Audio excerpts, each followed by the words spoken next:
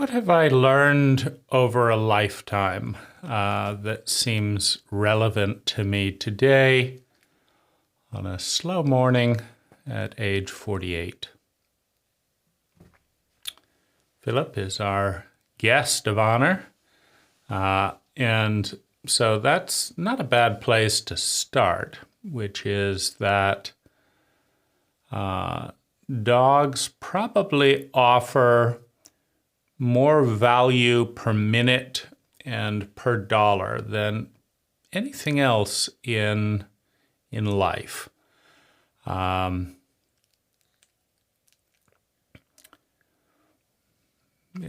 It's a very high concentration of value relative to pain, of value relative to distress or money. And for that matter, natural resources. And so I think among the more intelligent choices that I've made in life is to give my wife a dog and then spend more time with the dog than my wife does. The other thing that is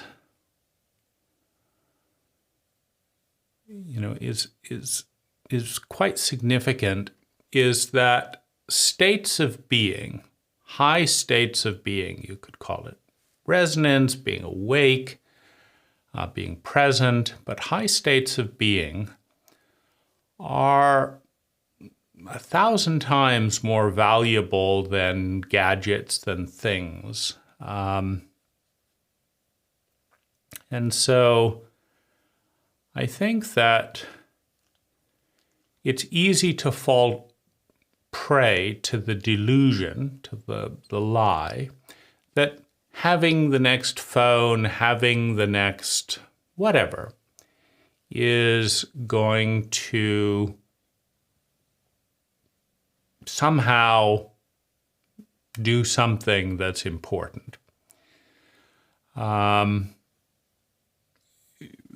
think it's only when I'm surrounded by more gadgets than I know what to do with, more house than I want to maintain, more clothes than I care to wear, and just more stuff that I can appreciate in retrospect, not in the greed of acquisition, but in retrospect, that it's a reflex, it's an instinct, right? And so there is, so in that sense, there is some benefit, meaning there is a payoff to alleviating the sense of scarcity that I have felt and feel. Right, when I need something and I don't have it, there's a sense of scarcity. And then you have it, and that sense of scarcity goes away. And then it's nothing, largely speaking.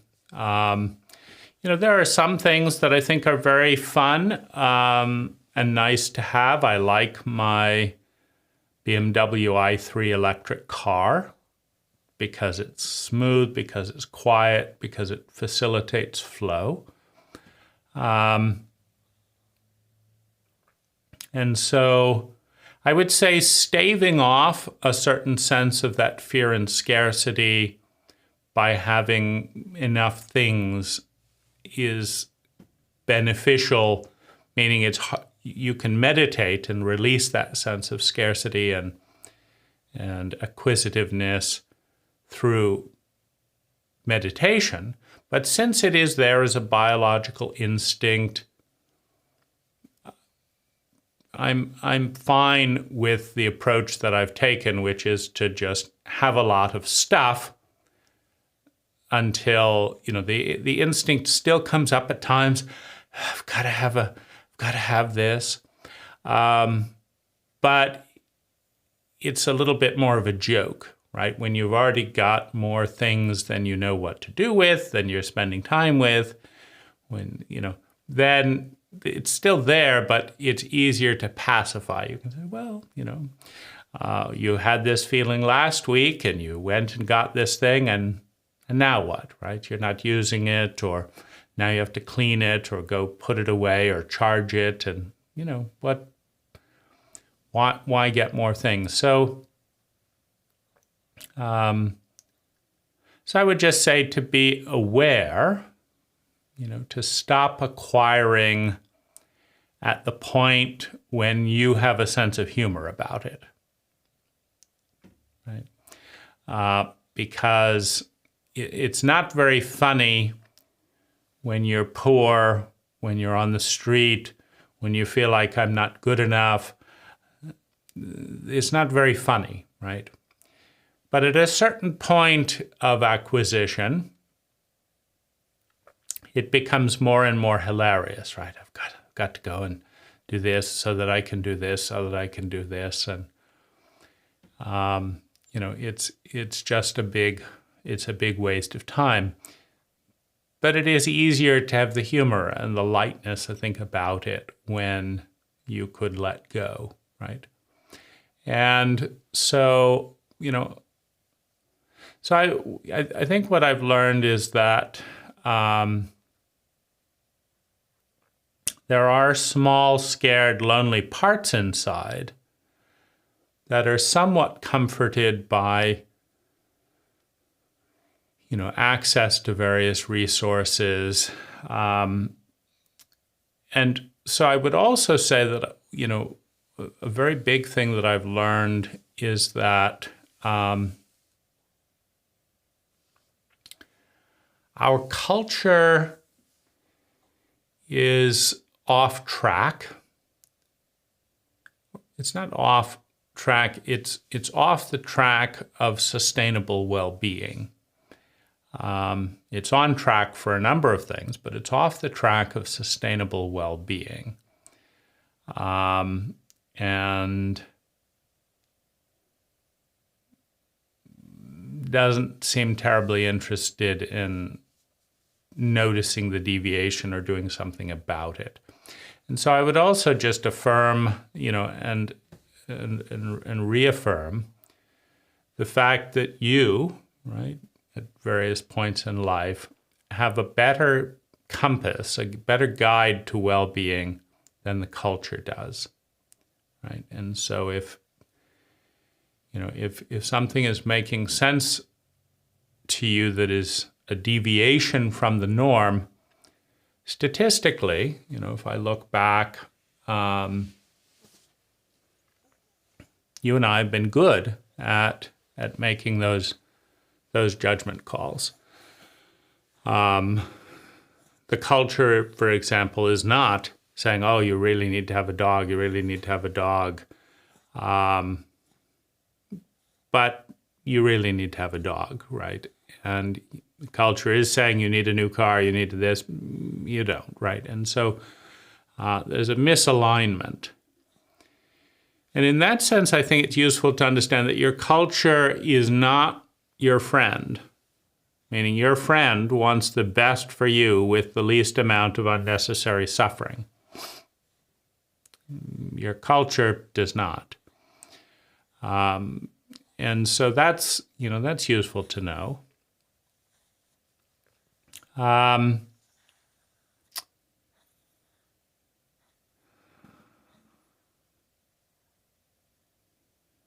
Yeah, so relationship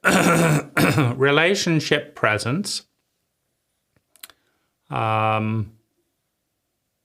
states of being, mostly I would say just states of presence is this the single most enjoyable focus. And just look at Philip here. I mean, he's present in a pretty high state. Now, jealousy, greed, fear, all of those things disrupt that state. in our current environment, many of the jealousies, greeds, and fears do not correlate with well-being the way they did, say, 5,000 years ago.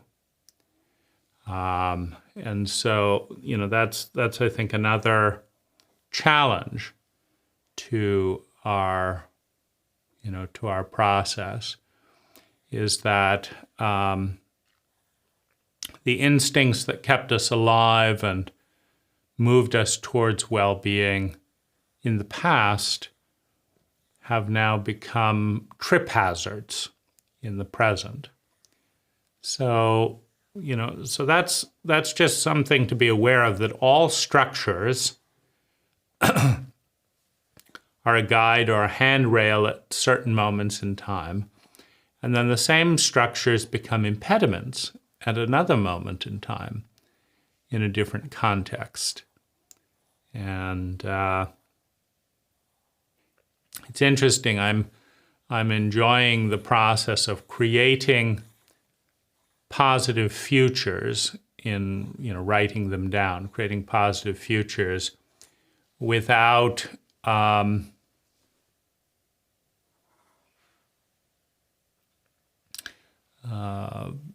necessarily doing anything about it. And a number of those positive futures that are very freeing and liberating in certain ways require me to dispose of a lot of my things. And so they are impediments, meaning I have rooms of things that I barely engage with. But there's probably insecurity and anxiety as I let go of them.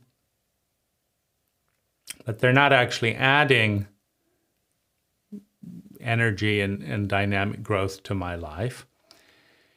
And I'm not doing some of those interesting futures because of the attachment to things. And so,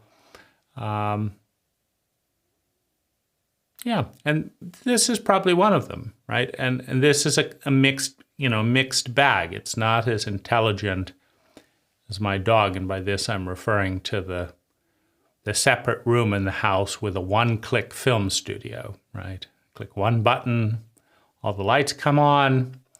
Another button, the background comes on, and another button, So it's a very elegant way to put thoughts into words. And I remember all the times I wanted to do this before, and a motorcycle drove by and ruined the thing, and the wind blew up and ruined the sound, and the rain someone came in and said, and it's like, this is so frustrating, the amount of chaos, that I'm just not going to make any recordings unless I can have an enjoyable outcome rather than a frustrating, right? I want to have this and then this happens. I want to have this and then this happens. Right? So that's a frustrating outcome. So, I'm spending, maybe $20,000 a year to be able to have this freedom, right? Bigger house, quieter house, dedicated room, setup, right? So I might miss this again, right? If I, do some backpacking or something else.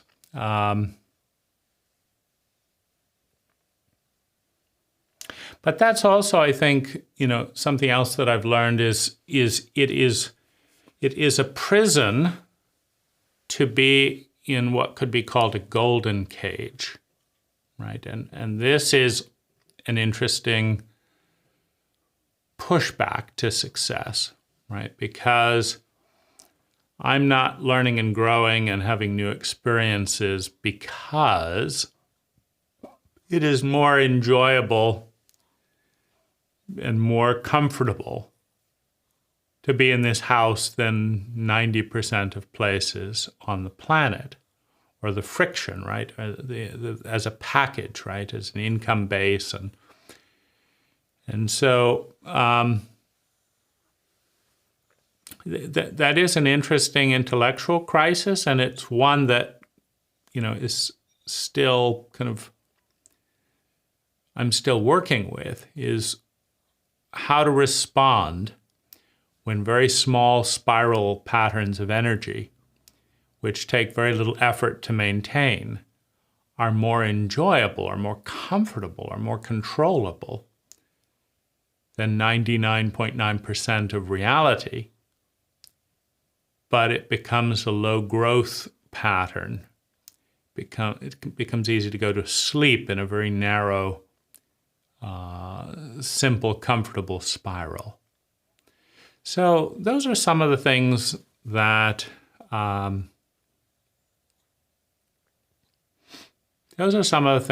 learn and have learned, and we'll leave it at that.